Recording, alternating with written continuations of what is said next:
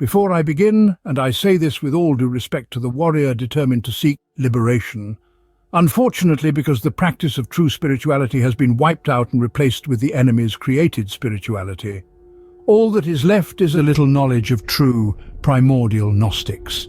Because of this, when the individual wakes up, they now have to do everything by themselves. But be warned, there's so much useless information out there about spiritual awakening that have been purposefully distributed around the world with the mention of primordial Gnostics, and if you're not careful, you will waste your precious years practicing the wrong wisdom, falling straight into the enemy's trap of matter and time.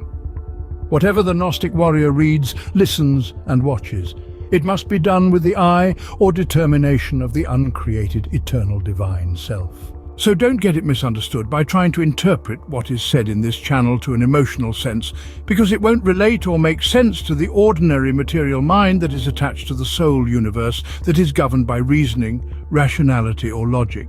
The normal human is asleep. That is to say, it only sees itself as a body and soul, so it only functions based on its basic animal instincts. To its normal material mind, it even considers the soul as something divine. There's no rejection because it is following its creator's command. Anything outside of that box is ludicrous or it doesn't exist. The truth will never be friends with a liar.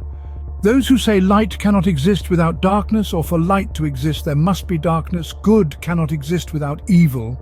These kind of people are the perfect definition of ignorance. They are serving their purpose of keeping the asleep to remain asleep. This knowledge is not for the cultural people, that is to say the soul individuals who have accepted that they are native to the universe. What is said in this channel is knowledge far beyond the soul comprehension. It is for the warrior who has heard the uncreated, eternal call without a sound within themselves to wake up.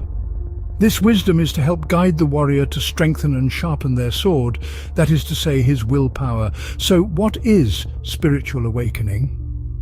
Spiritual awakening is an internal journey, meaning it is to project from the internal to the external. Humans are being projected into. Humans are not projecting outwards at all. They are just receivers, because humans don't have choice or control. Humans are just following universal laws that shape or govern the reality they call life. To go against those universal laws is to declare war against the creator of the universe. Those who dare do so are threatened by crucifixion. Pure spiritual journey is not a journey of peace like it's been propagated over the centuries and still continuing. Pure spirituality is a journey of war. It's a journey of war because it's a path of separation from illusion, and the universe is the illusion. It is not a journey of ideal beliefs and faiths. It is not a journey of manifestation of material prosperity. This war happens when the uncreated divine self awakens from the curse placed upon them to liberate themselves from this curse that is the physical body, thoughts and emotions. For those who are in a spiritual path but seek for answers externally will never experience eternal liberation. Upon experiencing spiritual awakening, you start to see things that the normal people can't see. Your dreams are more vivid. You remember everything in the dreams. You're able to draw or write what you saw in your dreams without losing memory of it. You quickly learn that what seemed like innocent dreams have a darker agenda. You discover that dreams are psychic attacks, psychic alterations to keep the uncreated spirit induced in fatigue. The trick is to make people believe there's a difference between the normal dream state and normal wake state.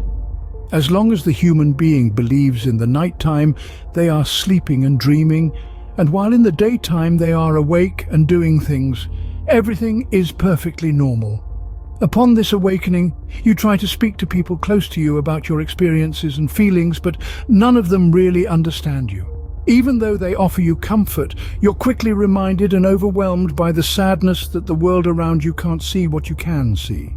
You start to realize nothing is as it seems. What you have been told about history in math, religions, science, politics, economy, technology, what seemed concrete is all completely false. What you hear in music, see on the news or movies or read in books is all part of deformation. You soon realize this is not happening just now, but it has been happening since the beginning of time.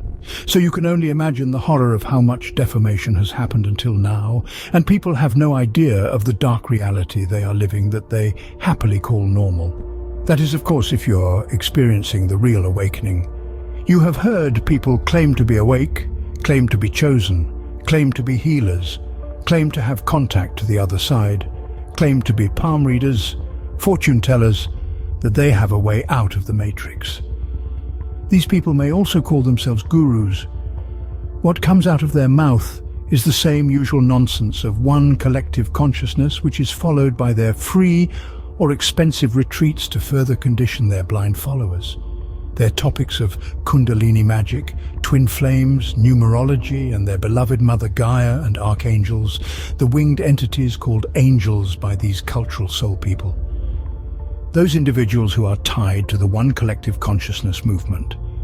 Their emotional, tragic stories leading to their so-called awakening is overwhelmingly magnetic and makes sense to the sleepwalkers because they too are still asleep. Imagine blind individuals leading other blind individuals. You get the picture. I'm not disregarding their pain and tragic experiences, but unfortunately in purgatory, everything is tragedy. Their testimonials of their strong connection to Mother Gaia, the earth, the universe, the archangels are part of the disorientation of the real awakening. This is why, upon experiencing awakening, you're quickly pulled into the world of all the spiritual awakenings. There are stories of the returning avatar, the 144,000 chosen people to engage and encourage the emotions and thoughts of feeling special. You're thrust into the four elements of the Earth universe, the power of manifestation, the power and signs of numerology, the archangels who appears to you during the day or night time to guide you in your divine path with their divine messages that everything is set to happen in divine time. The animals you encounter that each hold a spiritual meaning. The individuals on this path feel content, convinced that there's nothing greater than this path of spirituality they are on. And of course the universe will prompt them to spread the messages of love and unity to the rest of the world, urging them to join them and come experience awakening too, to change their lives for the better. Just like religions do, scientists do, politicians do, economical leaders do, atheists do, and the other small branches underneath them do. That is what I call ultimate seduction. Lambs led to the slaughterhouse. The individuals who have fallen to the clutches of the universe spirituality are forever part of the universe for eternity. Because those individuals didn't have the will to reject the ultimate seduction of the universe. They were not able to resist the temptation of the warm animal love. They were not able to see the naked truth. Like Adam and Eve did, they are consumed by the ecstasy of the universe.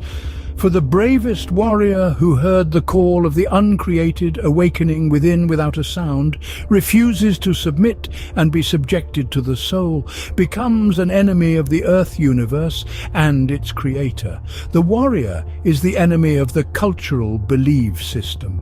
This warrior will be rejected by the normal people of the Earth universe. They will curse the warrior, call the warrior a madman who lost his mind. This warrior is viewed by the normal people as hopeless and faithless. They will go as far as to suggest the warrior be in a mental institution. He is practically viewed as useless. But no matter what the normal people throw at the warrior remains unmoved, for the warrior knows the ignorance of these so-called normal people is powered by an entity they can't see, but he can see it. To the warrior, these normal people are nothing but ghosts, empty shells, parasites, filled and controlled by the emotions and the thought archetypes. These normal people believe they are in control of their emotions and thought reality. They believe by submitting to the universe and become one with it, they will attain some god-like powers, but that is far from the truth. Tell me something. Have you ever known a prisoner to have freedom in prison? If you can't change your destiny at will, what freedom have you ever possessed? The warrior knows the normal people are weak. They are victims of a fatigue system. They know not how it works. They have no will to reject this system within themselves, to lift of the veil blinding them. The warrior remains unwavering. His concentration, his determination, his loyalty, his honor is beyond this world and its creator. No matter how hard the demons try to deter him from his path of liberation, his honor and loyalty to his liberation can't be stopped. He has all the wisdom and power within himself to combat these demons during his path of liberation until he is completely free from the confines of matter and time.